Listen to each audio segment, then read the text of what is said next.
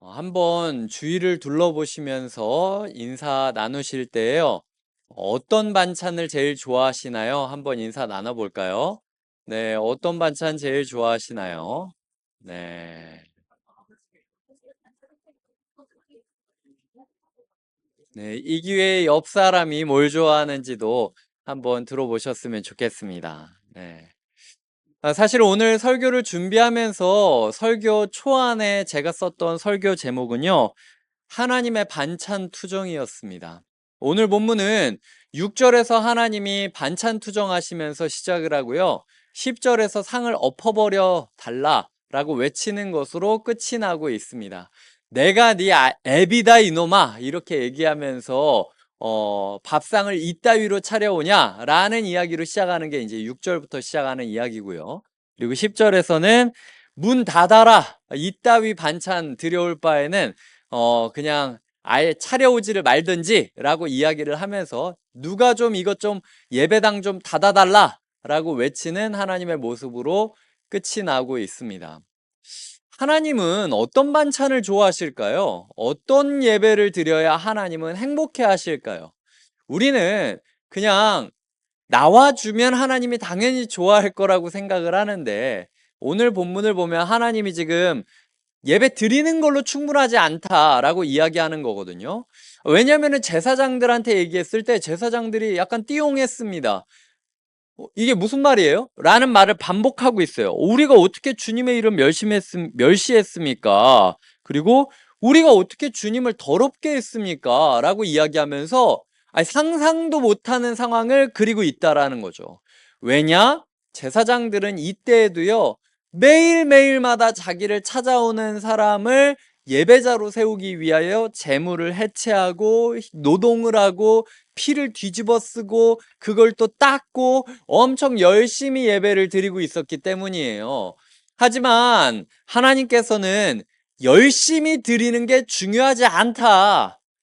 내가 원하는 거를 드리는 것이 중요하지 네가 그냥 꼬박꼬박 예배 나오고 예배 드렸다라고 얘기하는 걸로는 충분하지 않다라고 이야기를 하고 있는 것입니다. 오늘 도대체 하나님이 뭐가 불만이실까라는 생각을 하다가 제가 한 가지 기사가 생각났습니다. 얼마 전에 우리 알다시피 그 제주도 관광지에서 삼겹살 논쟁이 좀 있지 않았습니까? 삼겹살을 시켰는데 대부분이 비계인 삼겹살이 나왔고 관광지다 보니까 삼겹살 가격도 비싸고 손님이 너무 황당해가지고 이거를 얘기할까 말까 얘기했다 말았다 뭐 이러다가 결국에는 인터넷에 그 삼겹살 사진을 올렸고 그래서 이게 화두가 돼서 지금은 제주도 전체 관광 그 객수나 아니면은 관광을 가더라도 음식점 이용하는 사람들의 수가 현저히 줄었다라는 이야기를 듣게 됐어요. 하나님께서 말씀하시는 거죠. 너 삼겹살 차려준다라고 그랬는데 삼겹살의 고기가 얼마나 되고 이러느냐를 보고 지금 굽고 있는 거냐. 네가 준 삼겹살에는 기름만 이만큼 있고 고기는 진짜 요만큼밖에 안 된다. 소위 말해서 너 오늘 나한테 제육볶음 해주겠다라고 했는데 고기가 하나도 없고 비계만 있네. 고기는 네가 다 먹은 거 아니야? 라고 얘기를 하는 게 하나님께서 드리고 있는 이야기라는 거죠. 우리의 예배에 열심을 넘어서 하나님이 원하는 그런 바른 예배가 되기 위하여 무엇이 필요한가? 저는 두 가지의 원칙을 좀 이야기 드리고 싶습니다. 하나는요, 경외심, 두려움입니다. 오늘 본문은 의도적으로 하나님이 좀 내가 네 위에 있는 존재라는 걸 알아줘야 된다라는 얘기를 계속 어필하고 계세요. 나 네 아버지다. 나 네 주인이다. 그리고 만군의 여호와, 만군의 여호와, 만군의 여호와 의도적으로 두려움을 일으킬 만한 호칭들을 사용하시면서 너의 예배에 열심만 있고 떨림이 없으면 두려움이 없으면 그거는 반찬 제대로 챙겨온 거 아니야 라고 하나님께서 말씀하고 있다라는 거죠. 우리는요 반복되는 예배에 두려움을 잊어버릴 때가 종종 있습니다. 예배를 내가 오면은 그냥 뻔하게 그냥 이렇게 시작하고 이렇게 진행되고 이렇게 끝나겠지라는 어떤 패턴화가 돼 있기 때문에 자연스럽게 생각도 안 하고 기도하라 그러면은 뭐 되는 말 안 되는 말 하고 말씀 들으라 그러면은 가만히 그냥 듣는 척하고 있고 그리고 기도하라 그러면은 또 찬양하면서 기도하고 이러고 그냥 나가게 되는 거예요. 우리의 마음 가운데 내가 하나님을 만난다는 기대감이 있는가? 하나님을 만난다는 두려움이 있는가? 라는 마음으로 우리가 마주해야 한다라는 것이죠. A와 B라는 사람이 이제 교제를 하게 되었을 때 가장 떨리는 만남이 언제일까라는 생각을 했을 때 저는 두 가지가 떠올랐습니다. 하나는 처음 만나는 그 순간, 뭐 예를 들어 소개로 만나든 아니면 뭐 이렇게 서로가 서로의 감정을 확인하고 만났을 때에 서로에 대한 내 감정이 무너지면 어떡하지? 저 사람이 내 마음을 안 받아주면 어떡하지? 저 사람에게 내가 실수하면 어떡하지? 라는 그 긴장감으로 만나는 때가 생각났고요. 두 번째는 상견례 자리가 생각났습니다. 아무리 어른이 따뜻하게 대하고 친절하게 대하려고 해도요. 상견례 자리는 반찬 하나 누구한테 옮길까부터도 머리가 복잡해집니다. 그래서 사실은 제일 좋은 상견례 장소로 청년들이 저한테 물어보고 그러면은 반찬까지도 그냥 딱 사람 숫자에 맞춰서 나오는 데가 제일 좋더라. 왜냐면은 뭐 어디 뭐 메뉴 이렇게 펼쳐놓고 저희가 가져가는 거 있으면은 벌써 결혼도 안 하는데 내 아들놈이 장모한테는 이거 탕수육 2개 주고 나한테는 하나 주고 크기가 막 이게 계산이 너무 복잡해지는 거예요. 그래서 그냥 그 식사까지도 그냥 아예 딱 차려가지고 나오는 게 제일 속 편하다 얘들아. 제가 그렇게 얘기한 적도 있었거든요. 그 정도로 두렵고 떨림이 있는 만남들이 있다라는 거죠. 하나님을 만났을 때 그 긴장감이 있느냐 없느냐가 중요하다라는 거예요. 7절에 보면 너희가 더러운 떡을 드렸다라고 하는데 이 더러운 떡이 뭐겠습니까? 학자들은 이 더러운 떡을 두 가지 중 하나로 얘기를 해요. 하나는 어떤 예배에는 누룩 없는 빵을 드려야 됐고 어떤 예배에는 누룩 있는 빵을 드려야 됐어요. 요새 같은 경우는 누룩 넣은 빵을 넣어서 이렇게 흔들고 그걸 제사장이 맛있게 먹었고 전설병 이제 성막 안에서 일할 때 누는 진설병이나 아니면 소재 같은 경우는 누룩 없는 빵을 맛없는 빵을 놨거든요. 근데 그냥 막 들이다 보니까 또 진설병 같은 경우는 성막 안에서 일하는 제사장들이 또 먹기도 했기 때문에 어차피 드리는 거 그냥 뭐 이 안에 가지고 오면은 내가 뭐 먹는지도 잘 모르는데 그냥 맛있는 빵 들고 온 거예요. 그래서 그냥 하나님한테 드려야 되는 떡은 누룩을 넣지 말아야 되는데도 불구하고 에이 뭐 요새 때는 뭐 누룩 있는 것도 먹는데 뭐 이런 식으로 긴장감 없이 그냥 막 예배 드렸던 것이 제사장들의 예배였다라는 거죠. 제사장들 떡 흔들면 자기가 먹어야 되는 거예요. 근데 그거 땅바닥에다 떨어뜨리겠습니까? 그런 의미의 더러움이 아니라 하나님이 원한 규칙이 있는데 지 마음대로 지 먹고 싶은 대로 하나님을 무시하면서 그냥 명령을 어기는 모습을 더러운 떡이다 라고 이야기했다라는 게 대부분의 학자들이 말하는 거고요. 어떤 학자 같은 경우는 어차피 이거 나 먹을 건데 생각을 하고 하나님한테 드릴 때 맛있는 거는 그냥 떼어놓고 적당히 그냥 찢어가지고 몇 개 놨다는 거예요. 하나님께 온전한 예배를 드린 게 아니라 그냥 뭐 몇 개 쭉쭉 북북 찢어가지고 그냥 뜯어놓고 하나님 제가 12개 진설병 여기 놨습니다. 뭐 이런 식으로 어차피 뭐 일하다가 제가 뜯어 먹을 건데 미리 먹으면서 들어와서 놓건 아니면은 뭐 제대로 놨다가 뜯어서 바로 먹건 뭐 어차피 하나님 아시잖아요. 제 마음. 이런 식으로 드렸단 그런 그 학자들도 있다라는 거죠.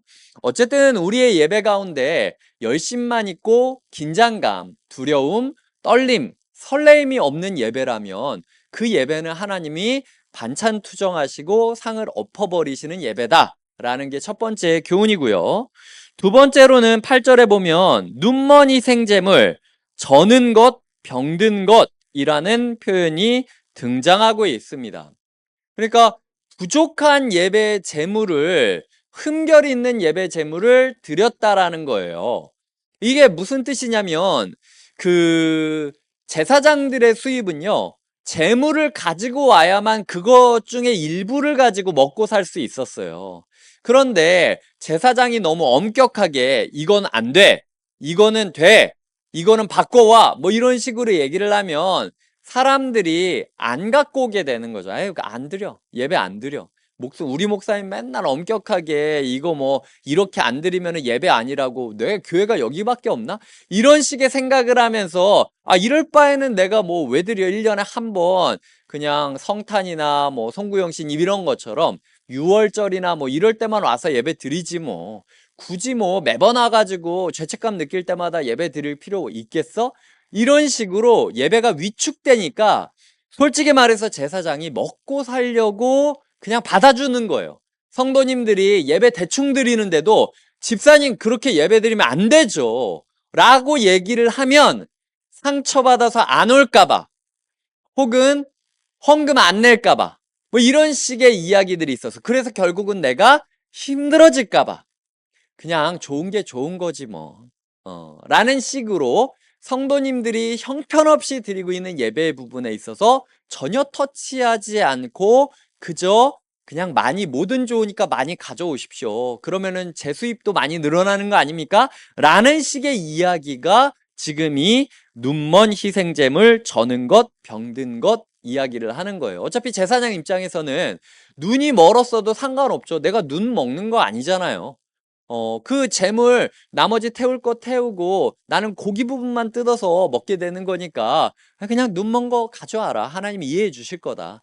그냥 이 마음으로 가지고 왔다는 것 자체가 하나님이 좋아, 이런 얘기 많이 듣지 않습니까? 요즘 교회에서 그냥 교회에 왔다는 것조차도 하나님이 이해해 주실 거니까 오십시오, 와서 뭐 자든 토하든 뭐 술 냄새를 풍기든 그냥 하십시오, 이런 얘기가 요즘 많이 있는 얘기예요. 근데 그게 눈먼 희생제물 저는 것 병든 것, 성도님이 어차피 교회만 있으면 제가 먹고 살 수 있지 않겠습니까? 그러니까 저도 그냥 다 받아줄 테니까 대충 예배 드립시다, 이 얘기랑 똑같다라는 거죠. 그러니까 첫 번째가 긴장감의 부분이었다면 두 번째 같은 경우는 그냥 교회가 먹고 사는 것으로 서로 그냥 덮어주면서 가는 공동체가 되는 거죠. 종교인은 종교인으로서 그냥 대충 합시다. 성도님은 성도님으로서 좀 이해해 주십시오 라는 식으로 그냥 적당히 대강대강이라는 말로 드려지는 예배가 하나님이 반찬 투정하는 예배의 모습이었다라는 것입니다. 자, 그렇다면은 우리의 예배는 괜찮은가? 제가 세 가지 적용점을 하나 가지고 왔습니다. 첫 번째로는 시간. 우리는 예배 드릴 때 저는 것, 눈먼 것, 병든 것처럼 우리의 예배 시간이 정확하게 예배에 맞춰서 세팅이 되어 있는가? 아니면은 진짜 30분에 예배 시작한다라 그러면 28분에 오면은 손해보는 것 같은 느낌. 정확하게 29분에 발을 딱 짚고 의자에 앉아야만 아싸 라는 마음이, 손해보지 않았다라는 마음이 든다면 이거는 시간에 있어서 우리가 눈먼 예배, 저는 예배, 아니면 병든 예배를 드리는 걸 수 있어요. 이런 부분에 있어서 내가 예배 시간을 예배 시간답게 세팅을 해가고 있는가 라는 지점에 있어서 고민해야 된다라는 거죠.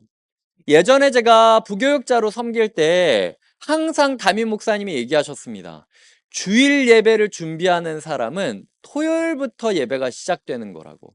토요일 컨디션 관리 제대로 못 해놓고 주일날 피곤한 모습으로 오는 것 자체가 이미 예배에 넌 실패한 거야 라는 이야기를 제가 되게 많이 들었어요. 이런 부분에 있어서 우리가 이 예배 시간을 제대로 지키기 위하여 뭐 오늘 교통신호가 막혔어요, 오늘은 뭐가 있었어요, 이런 핑계 대지 않고 정확하게 최고의 컨디션으로 이 자리에 있을 수 있는가, 이게 첫 번째 우리가 점검해야 될 온전한 재물의 부분이고요. 두 번째로는 집중력에 대한 부분입니다. 우리가 예배 시간에 인간이요, 저도 이제 예전에 민방위 훈련하고 이럴 때 보면은 자동적으로 그 수면 모드나 아니면 그거 있잖아요, 이 멍 모드로 갈 때가 있습니다. 이렇게 지금 제가 이 자리에서 보면 너무 또랑또랑한 눈빛으로 저를 쳐다보고 계시기 때문에 제가 전혀 알아챌 수 없겠지만 하나님은 알고 나는 알겠죠. 지금 이렇게 최대한 눈만 꿈뻑이고 있지만 머릿속으로는 동남아에 가 있다든지 아니면은 뭐 내가 오늘 끝나고 치킨 시켜 먹어야지. 그러면 치킨만 계속 생각나는 거죠. 치킨 뭐 어디 걸 교촌 걸 사 먹을까? 그러니까 설교 내내 치킨 브랜드만 생각하다가 이제 끝이 날 수도 있는 거예요. 저는 모릅니다. 하지만 나는 알고 하나님을 안다는 거죠. 칼빈이라는 사람이 새가 머리 위에서 맴돌거나 앉을 수는 있다. 하지만 둥지를 짓게는 하지 말라는 이야기를 한 적이 있습니다. 우리가 예배 드리다가 잠깐 이렇게 수면 모드나 아니면 멍 모드로 들어가는 거는 당연해요. 할 수 있어요. 컴퓨터도 가만히 놔두면은 이렇게 화면 보기로 바뀌는데 우리도 뭐 오죽하겠습니까? 근데 그럴 때마다 정신 차려야 된다라는 거예요. 제가 전에도 이야기 드렸지만 제가 고등학교 때 하루에 농구를 10시간, 12시간 하던 때가 있습니다. 공부를 하고 농구를 10시간, 12시간 하면은 제가 예배 시간에 정신을 차리겠습니까? 못 차리겠습니까? 쉽지 않죠. 예. 근데 그 와중에서도 어떻게든 예배를 드려보려고 제가 항상 모나미 153 볼펜을 들고 예배에 왔어요. 그 어떻게 하냐면은 153 볼펜 들고 있다가 제가 자면은 제 허벅지를 찍어버리는 겁니다. 피가 날 때까지 찍어가지고 어쨌든 예배 시간에 안 자겠다라고 의지를 보이는 게 제 의지였어요. 그리고 얼마나 무섭겠습니까, 고등학교 때. 제가 설교자로서 설교를 하고 있는데 저희 학생이 막 얼굴을 자면서 막 이거를 뜯고 있으면은 되게 불쌍한 마음이 들어서라도 설교를 멈출 텐데 또 그 당시 설교하셨던 전도사님, 목사님은 설교를 막 1시간 반, 3시간 뭐 이렇게 하시는 분들이었어가지고 오히려 이제 뭐 그러지 않았다라는 거죠. 근데 여튼 그 정도의 의지는 가지고 있어야 된다는 거예요. 그래서 요번 주일날 성도님들이 딱 제가 예배 드릴 때 볼펜 하나씩을 딱 들고 저한테 시그널을 보내주신다면 아, 의지가 된 거구나. 네. 그렇게 생각할 수 있다는 거예요. 어쨌든 우리의 마음 가운데 집중력이 흐트러지지 않도록 뭐 휴대폰을 무음으로 해둬라 뭐 이런 것들이 다 그런 부분일 수 있다라는 거죠. 세 번째로는 헌금에 대한 부분입니다. 제가 계속 이야기 드리지만 저는 성도님들이 얼마를 내는지 모르고 있어요. 그리고 나중에 이제 뭐 교회 안에서 정식적으로 뭐 임직이라든지 이런 거 있을 때는 예전에 분당우리 교회 있을 때부터 출석 체크, 다락방 출석 체크, 뭐 헌금 체크 이런 것들은 알아서 합니다. 그 담임 목사가 일일이 누구 얼마 냈나, 누구 얼마 냈나 이렇게 보는 게 아니라 알아서 이제 재정부 쪽에서 1차 필터링을 해가지고 저희가 이렇게 후보군을 드리면은 이 안에서 예를 들어 뭐 다락방 출석 안 한 사람들, 헌금 아예 안 내고 있었던 사람들은 그냥 알아서 커트가 돼가지고 명단이 넘어와요. 그러니까 제가 뭐 그 사람에 대해서 판단할 건 아닌데 나중에 되면 알겠죠. 이분이 왜 안 됐어요? 물어봤을 때 뭐가 뭐 문제가 돼서 안 됐어요. 라고 하면 그때는 제가 알겠죠. 근데 어쨌든 저는 지금 전혀 모르는 상태니까 정말 우리가 하나님 안에서 헌금 훈련이 되고 있는가 생각해 보셔야 돼요. 제가 뭐 교회 성전 건축을 할 때니까 각자 1억씩 작정해 가지고 내라 뭐 이런 얘기 한 적이 없잖아요. 사람과 사람을 만나는데도요. 커피값을 아까워하지 않습니다. 근데 하나님을 만났는데 아직도 헌금은 1,000원으로 하고 있다? 저는 이거는 좀 문제라고 생각해요. 이제는 지하철 타는 가격보다도 하나님께 헌금하는 금액이 줄어들고 있지는 않는가? 라는 고민은 좀 해봐야 된다라는 거죠. 내가 헌금 생활을 어떻게 하고 있는 것뿐만 아니라 우리의 아이들이 헌금 생활을 어떻게 하고 있는지도 점검하셔야 돼요. 이 아이들한테 그냥 맨날 10,000원, 20,000원씩 주면서 이거 내 이런 식으로 하라는 게 아니에요. 아이가 용돈을 받았을 때 그 용돈의 일부를 정말로 드리기 쉽지 않은데도 불구하고 하나님께 드려가는 훈련을 하고 있느냐? 아니면은 그냥 출석 요금처럼 버스카드 찍듯이 그냥 봉투에 얼마 있는지 모르니까 라는 식으로 내고 있느냐? 오죽하면은 제가 얼마 전에는 지금 우리가 저희 전체 예배 헌금 액수는 나와 있지 않습니까? 그거는 제가 하나님 앞에 정직하게 우리가 어떤 재정 생활을 하고 있는지를 점검하기 위해서 올린 건데, 나를 잡아서 한 달 정도는 주일학교랑 청년들도 실제로 예물이 얼마나 거치는지 한번 적어봐? 생각이 들 정도로 이 지점에 대해서 제가 전혀 감지가 안 되고 있으니까 우리가 제대로 하고 있는지 아니면 뭔가 지금 빈틈이 있는데도 모르고 있는지 내가 너무 안일한 거 아닌가라는 고민이 드는 거죠. 그렇게까지 극단적으로 하기 전에 말씀이 이렇게 있었다면 우리가 적어도 사람이 사람을 만날 때 커피값 내는 정도라도 하나님께 마음을 써야 된다라는 거죠. 어, 말씀을 맺겠습니다. 오늘 8절을 보면은 사람한테 하는 것만큼이라도 해보라 라는 말이 있고요. 9절에 보면 하나님께 은혜를 구하면서 우리를 불쌍히 여기소서 하여 보라 라고 이야기를 하고 있습니다. 저는 이 두 가지가 굉장히 아까 얘기한 그 긴장감을 잃어버린 것과 대충 드리는 것에 대한 보완이라고 생각을 해요. 우리의 예배 가운데는 어, 사람한테 하는 것만큼이라도 하나님께 드리겠다라는 결단이 필요합니다. 그래서 얼마 전에도 저희 특세하실 때 한 성도님이 저희 콩나물국밥집에 딱 들어갔더니 그 얘기가 한 주 내내 저한테 들리는 거예요. 그분이 카드 꺼내서 싹 쓰셨더니 막 뭐 골든벨이 울려가지고 막 거기 있었던 다른 교회 성도님들이 너무 부러워했다고. 제가 그 자리에 있지 않았지만 너무 자랑스럽기도 했고, 근데 그분이 쓰신 가격보다 훨씬 더 그분의 명성이 울려 퍼지고 보면서 야, 사람한테 이렇게 하는 것처럼 우리가 하나님한테 한다면 하나님이 얼마나 기뻐하실까라는 마음이 들었고요. 그리고 우리가 매주일 예배 드릴 때마다 은혜를 부어 달라고 저희가 통성기도하는 시간이 있지 않습니까? 그 시간이 구절인 거예요. 주여 은혜를 부어 주시옵소서라고 기도하는 순간이 하나님 반찬 챙겨드리는 시간인 거예요. 하나님이 정말 먹고 싶었던 반찬, 하나님이 정말 듣고 싶었던 예배, 내 자녀가, 내 종이 주인을 찾고 아비를 찾으면서 제발 나를 불쌍히 여겨주고 은혜를 부어달라고 두려워 떨고 긴장하면서 하나님께 나오는 그 모습만으로도 하나님께서는 기뻐 받아 주신다라는 것이죠. 우리의 삶 가운데 이런 진정한 예배가 있는지 한번 확인하시면서 우리가 나아가셨으면 좋겠고요. 그것이 우리의 실제 삶으로 이어졌으면 좋겠습니다.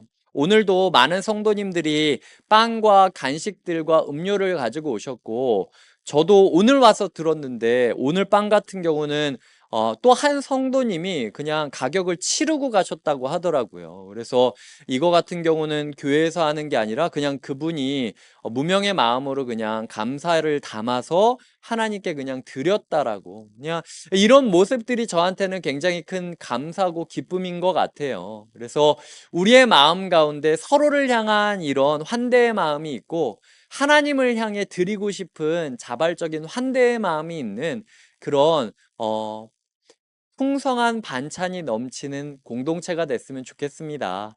제가 잠깐 기도하겠습니다.